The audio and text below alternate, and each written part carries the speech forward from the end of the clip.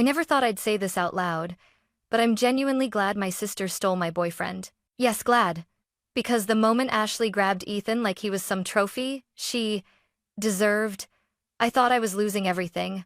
My relationship, my dignity, my place in my own family.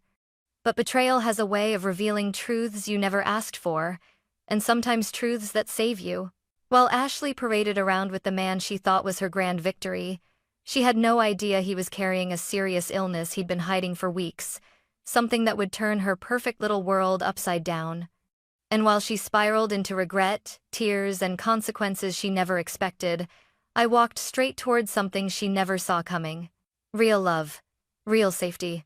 Real peace. This is the story of how losing what I thought I wanted led me to everything I actually needed. I still remember the night everything snapped. The night my sister Ashley decided my life was hers to rearrange. It was supposed to be a simple family dinner: roast chicken, soft music, my parents chatting about vacation plans. I sat beside Ethan, my boyfriend of 3 years, hoping we could finally reconnect after weeks of distance. He barely looked up from his phone, scrolling with the same disinterest he'd shown me lately. Ashley, on the other hand, was glowing like she was the star of her own spotlight. She always thrived on attention, but that night her confidence felt sharper, almost staged. Halfway through dinner, she set her fork down delicately and cleared her throat. "Grace, can I be honest?" she asked, smiling the way people do before delivering something awful. I stiffened. "About what?" She glanced at Ethan before saying far too calmly, "I don't think you two are right for each other." My mother's hand froze midair, holding a spoonful of peas. My dad looked between us, confused. I laughed a nervous, uncertain laugh. "What are you talking about?" Ashley leaned back, crossing her arms. "I just think Ethan and I are a better match." The room fell silent. Even Ethan froze. I looked at him, waiting for him to shake his head, to say something, anything, to stop this madness. He didn't. Ashley continued, her voice annoyingly smooth. "We've been talking. A lot. And we realized we have a connection you and he never really had." The air drained out of my lungs. "Talking?" I whispered. "You've been talking behind my back?" Ethan finally set down his phone. He wouldn't meet my eyes. "Grace, maybe it's true. Maybe this is for the best. For the best." He said it like he was handing me a weather report, not detonating my heart. I stood up slowly, my chair scraping the floor. "So, you two planned this?" Ashley shrugged. "It's not planned. It's fate." My jaw clenched. Fate? Fate didn't DM each other late at night. Fate didn't steal your sister's partner like borrowing a sweater. My mother tried to intervene. "Ashley, sweetheart, this isn't a pro." Ashley cut her off sweetly. "Mom, I'm just being honest. Isn't honesty important?" Important? She had no idea what honesty really looked like. I forced myself to breathe. "If that's what you want," I said slowly, "then go ahead. Take him." Ashley blinked like she hadn't expected me to give her permission. Ethan swallowed hard, guilt flickering across his face for a split second, before disappearing again. That was the moment I understood something crucial. I wasn't losing them. They were losing me. And at the time, I didn't know it. But I had just been freed from a disaster I didn't even realize I was living in. The first morning after the dinner, my apartment felt different, quieter, colder, almost unfamiliar. It was the kind of silence that doesn't comfort you. It sits on your chest. I woke up half expecting Ethan to text me, to apologize, to say he'd made a terrible mistake. Nothing. Instead, my phone buzzed with a message from my mom. "Mom, Grace, sweetheart, maybe give Ashley some time. She didn't mean to hurt you." Didn't mean to hurt me? She'd practically announced my breakup over mashed potatoes like it was a toast. I tossed my phone aside and stared at the ceiling. I felt betrayed not just by Ethan or Ashley but by the quiet acceptance from my own family. Why was it always me who had to understand? Why was Ashley always the one they coddled? By noon, I forced myself to leave the apartment. I went to a nearby grocery store, trying to distract my looping thoughts. That's when I saw them. Ashley, Ethan, together. She was laughing, touching his arm, holding the basket while he walked beside her like they'd been a couple for years. He carried a box of tea I used to buy when I was sick. The detail hit harder than I expected. Ashley spotted me. Her smile faltered, but only for a second. Then she waved casually, as if she'd bumped into an old classmate. "Grace, hey!" she chirped, pulling Ethan closer. "We were just grabbing a few things." I raised an eyebrow. "Already? That was fast." Ethan's face shifted guilt, then discomfort, then something like irritation. "Grace, please don't make this harder." "Harder?" I hadn't said anything yet. Ashley leaned her head on his shoulder like she was marking territory. "Let's not do this in public, okay? We don't want drama." I nearly laughed. Ashley telling me not to cause drama was like a wolf telling a sheep to calm down. "Don't worry," I said, forcing calm into my voice. "I have nothing to say to either of you." Ashley exhaled in exaggerated relief. "Good. Thank you for being mature about this. We just want a chance at real happiness." Real happiness. With my boyfriend of 3 years. I walked past them, gripping my bag tightly. I could feel Ashley watching me leave, probably analyzing my posture, my breathing, searching for cracks she could call weakness. But I didn't crack. Not there. Not in front of them. Later that night my father called. "Grace," he began gently.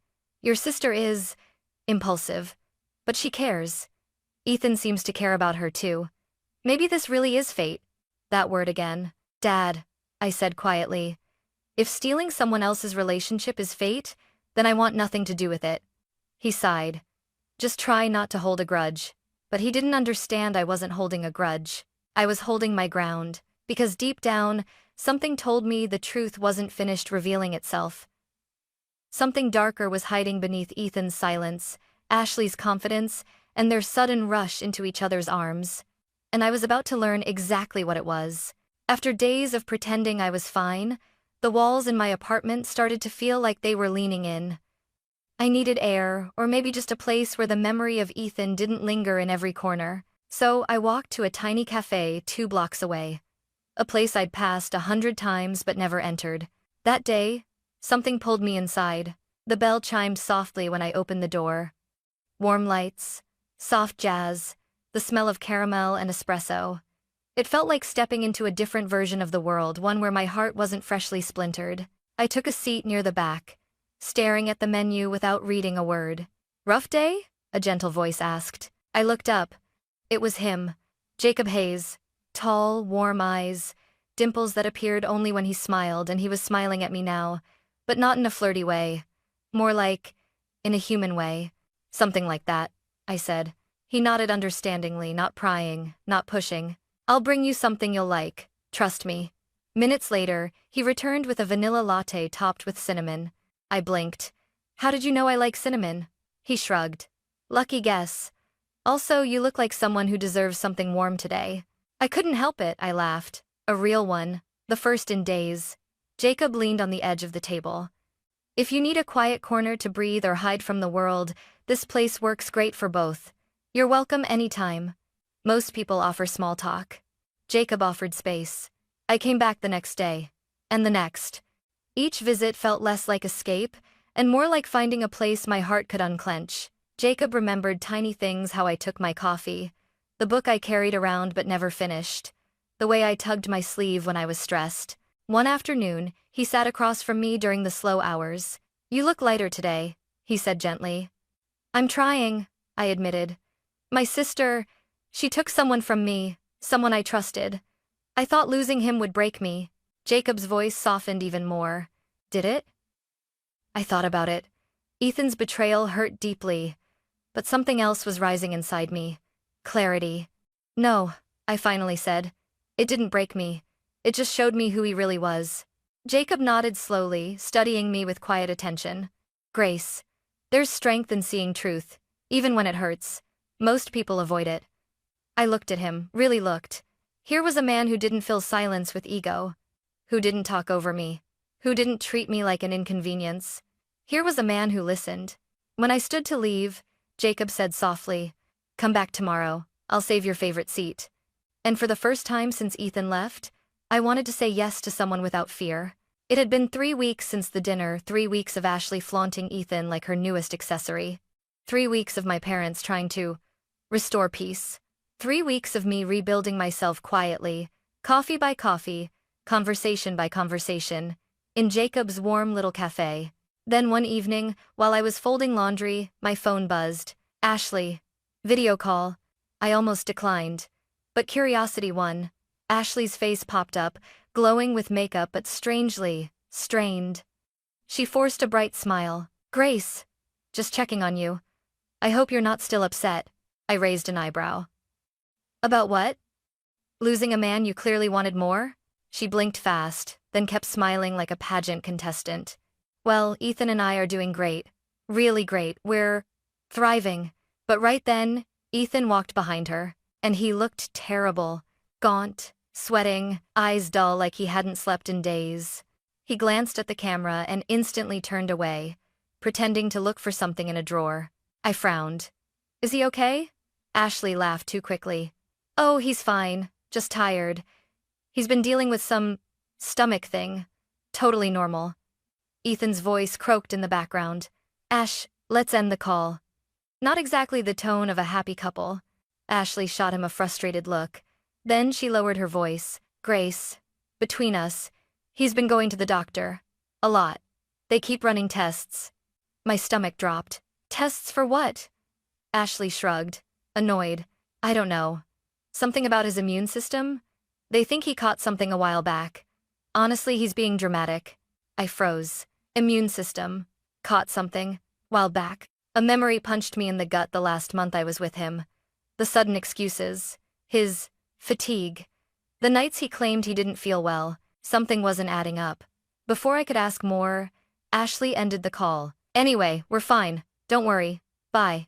The screen went dark. I stared at my reflection. Heart pounding. Something was wrong. Deeply wrong. The next day at the grocery store, I ran into our old neighbor, Mrs. Lee. She lowered her voice conspiratorially. Sweetheart, is Ethan okay? I've seen ambulances at Ashley's place twice this week. Twice. My throat tightened. My hands went cold. Ambulances? I repeated. Oh yes, late at night. He looked so pale when they brought him out. Ashley was crying. My heart hammered against my ribs. That night I tried calling Ashley. No answer. I tried texting Ethan. No reply. Around midnight, a car pulled into my driveway. Ashley stumbled out, hair a mess, mascara streaked. Grace, she whispered, shaking. I need to talk to you. I stepped aside for her to enter. She paced back and forth, hands trembling so hard she kept dropping her phone. Ashley, what happened? She stopped, looked at me with eyes full of terror. Grace, he gave me something. My breath caught. What do you mean? Tears spilled down her face. A serious illness. And he knew, Grace. He knew all along. The room tilted. My heartbeat thudded in my ears. Ashley sobbed harder. And, Grace, you were with him before me. I held up a hand, my voice barely steady. Sit down. Tell me everything. And she did. Every horrifying detail. Each one pulling me deeper into a reality I was terrified to face. Ashley's breathing was ragged, her fingers clutching the hem of her shirt like it was the only thing holding her together. Grace, she whispered. I tested positive. The doctor said Ethan has been carrying this for a while. He didn't tell me. He didn't tell anyone. My pulse slammed in my ears. I held the back of a chair to steady myself. When did you find out? I asked. 3 days ago, she said, voice cracking. I confronted him. He said he thought it would go away. He said he didn't want to lose me. I closed my eyes. He didn't want to lose her. But he didn't care who he harmed in the process. And Grace. Ashley's voice dropped to a terrified whisper. You were with him before me. You need to get tested. The words hit me like ice water. For a moment, everything went silent. The room, the world, even my body. Nothing existed except fear. I grabbed my keys. Get in the car. Ashley choked. Are you mad at me? I don't have space to be mad, I said sharply. Not right now. We need answers first. We drove in silence to Ethan's apartment, a dim, neglected building on the other side of town. The hallway smelled of old carpet and something metallic. I knocked once, twice. No answer. I banged harder. Finally, the door clicked open. Ethan stood there pale, thinner, wearing the same t-shirt from days earlier. His eyes widened when he saw both of us. Grace? He croaked. Why are you? I pushed my way inside. Ashley followed, trembling so violently her teeth chattered. Ethan shut the door slowly, defeated. He sank onto the couch, rubbing his temples. Let me explain. No. I cut in. You don't get to talk first. You knew something was wrong. You knew before you left me. You knew when you went to Ashley. You knew and still hid it. He looked at me, helpless. I didn't want to ruin everything. I thought I could handle it. Ashley exploded through tears. Handle it? Handle it? You infected me. You kept lying until I found out from a doctor instead of the man who claimed he loved me. Ethan buried his face in his hands. I'm sorry. I was scared. I stepped closer. Scared of what, Ethan? Scared of the truth? Scared of responsibility? My voice shook with fury I didn't know I had. Or scared we'd leave you if we knew the truth? His silence told me everything. Ashley sobbed harder. Grace, what do I do? What if my life is never normal again? I turned to her and held her shoulders firmly. You will get treatment. You will follow a doctor's plan. Your life is not over. But Ethan's choices cannot go unaccounted for. Ethan's head shot up. Grace, please, don't get authorities involved. I stared at him coldly. You endangered multiple partners. You avoided treatment. You didn't disclose your status. Ethan, that's not just unethical. It's dangerous. It's illegal in many states. He stood quickly, voice shaking.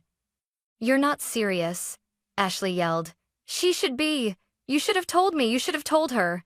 You had every chance. I took out my phone. Ethan lunged forward, panicked. Grace. Grace, please. I stepped back. No more hiding, no more excuses. I dialed the medical hotline for exposure risk cases. Ethan froze like the world had turned to glass around him. Hello, I said, voice steady. I'd like to report a situation involving non-disclosure of a serious transferable illness. The individual has refused proper communication and may have exposed multiple people. Ashley covered her face, sobbing silently. Ethan sank to the floor, defeated. The operator took details calmly, professionally. They instructed me to get myself tested immediately and informed me that Ethan would be contacted for mandatory evaluation. When I hung up, the room felt different, heavier, yet strangely clearer. Ethan whispered. Grace, I didn't want this. I met his eyes one last time. You made this, I said softly. You created this reality with your silence. We're just dealing with it now. Ashley slid to the floor beside me and clung to my arm. Grace, I'm so sorry. I didn't know. I swear I didn't know. I stroked her back gently. I believe you, I whispered. But we can't change what happened. We can only face it. We left Ethan's apartment without another word. Outside, the night air felt sharp against my skin, sharp enough to make me breathe again. Ashley trembled as she buckled her seatbelt. What if your test is positive? She whispered. I closed my eyes. Then I'll survive it, I said. But right now, we don't know. And fear won't save us. She nodded, wiping her tears. As I started the car, Ashley whispered something so small I almost didn't hear it. Grace, I should have never taken him from you. I didn't respond. Because in that moment I finally understood. She didn't take anything worth keeping.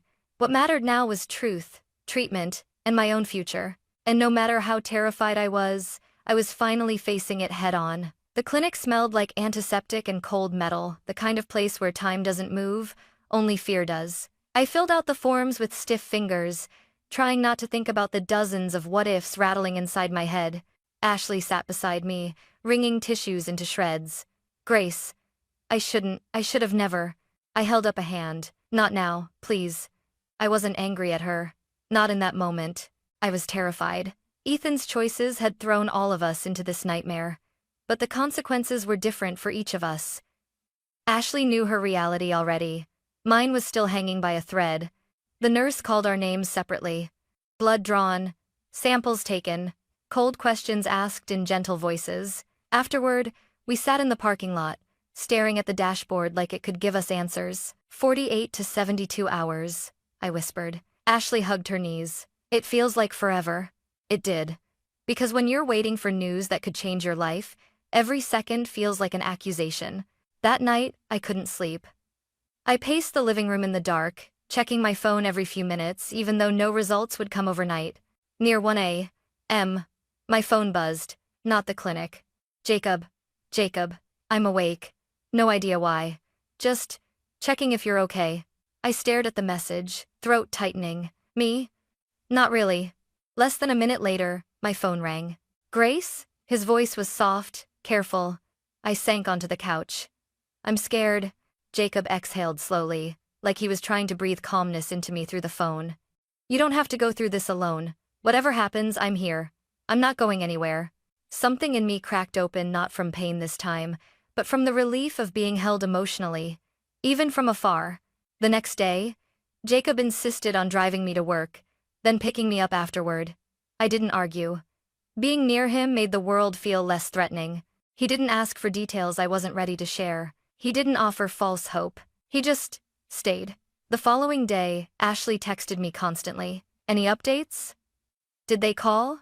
Are you feeling anything strange? Her anxiety fed mine. By evening, I could barely sit still. Jacob stopped by with soup. You're shaking, he murmured. I can't stop thinking, I admitted. He set the soup down and gently took my hands. Grace, I know this is the hardest thing you've ever faced.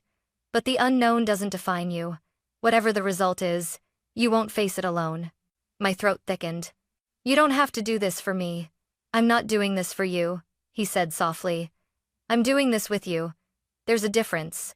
That night, for the first time since the nightmare began, I slept for more than 2 hours because Jacob stayed on the phone with me until dawn, talking about everything except the thing we were both terrified of. On the third day, at 11:12 a.m., my phone rang. The clinic. My blood turned to ice. Jacob was beside me instantly.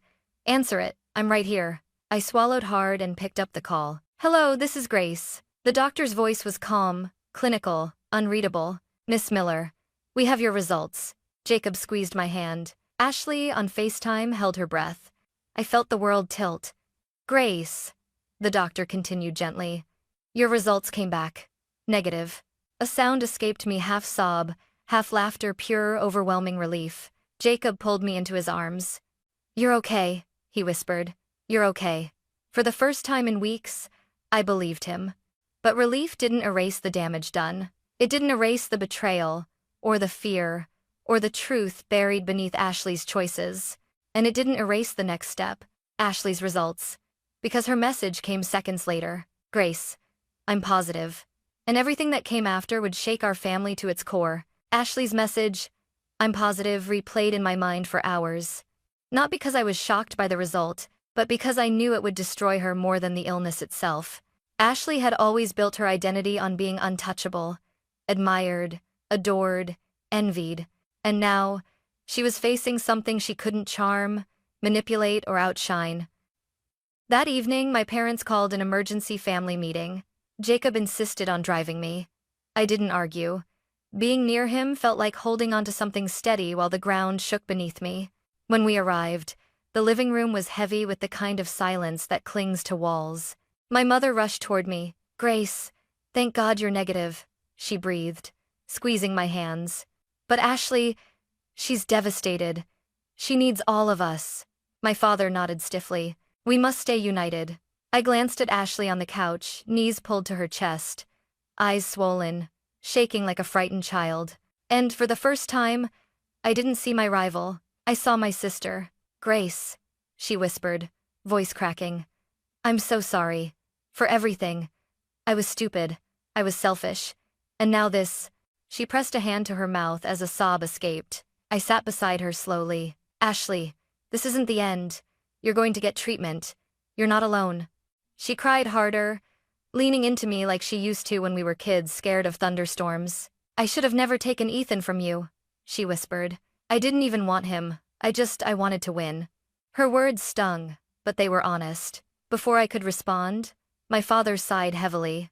This is why we must be careful who we trust, he muttered. If Ethan hid something so serious, maybe we should take legal action. I can't lay. Ashley looked up sharply. Legal action? Against him?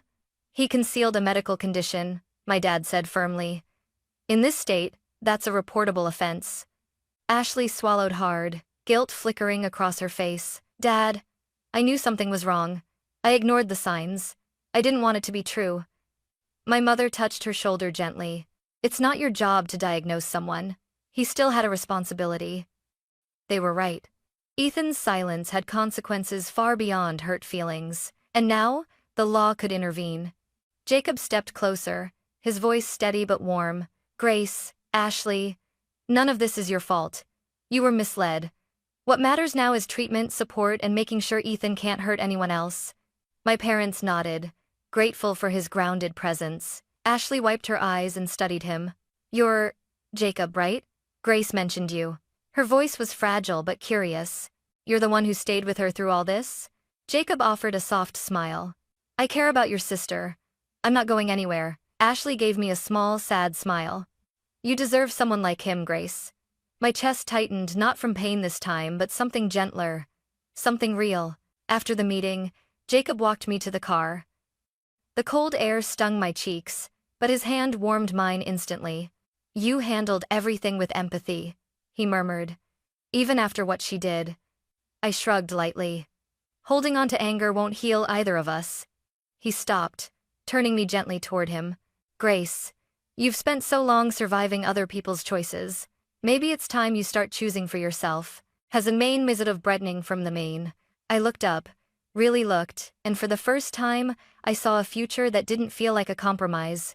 Jacob's voice dropped to a tender whisper. I'd like to be part of that future. If you'd let me. My breath caught. And slowly, cautiously, I nodded. Because love wasn't supposed to be dramatic or destructive. It was supposed to feel like this. Steady, respectful, unwavering. And after everything I'd endured, I was finally ready for it. The days after the family meeting felt strangely calm, not because everything was fixed, but because everything was finally true. No more secrets. No more pretending. No more illusions. Ashley began treatment immediately. She texted me updates, short, shaky messages that carried more honesty than she'd ever shown in years. Ashley, I'm scared. But I'm doing what the doctor says. Ashley, thank you for staying. You didn't have to, but you did. For once, her words weren't wrapped in pride or competition. Pain had stripped away the performance. My parents apologized too, not in dramatic outbursts, but in quiet moments. Mom held my hands one evening and said softly, We should have protected you better, Grace. We were too afraid of upsetting Ashley, and we forgot we had 2 daughters. I nodded. They weren't perfect. None of us were. But the truth had forced all of us to grow. Ethan, meanwhile, entered mandatory medical counseling. The authorities reached out to him based on the report I filed. It wasn't revenge, it was prevention. The doctor explained that his non-disclosure put others at risk, and he was now required to follow treatment protocols and education sessions. It wasn't about punishment. It was about accountability. And that was enough for me. During all this, Jacob became the one constant thread in the unraveling tapestry of my life. He stayed steady, patient, never once making me feel like a burden. One rainy afternoon, I stopped by his cafe. The place was quiet, dim lights reflecting off the windows. Jacob was wiping down a counter when he spotted me. He smiled, that soft, grounding smile that always made the room feel warmer. Long day?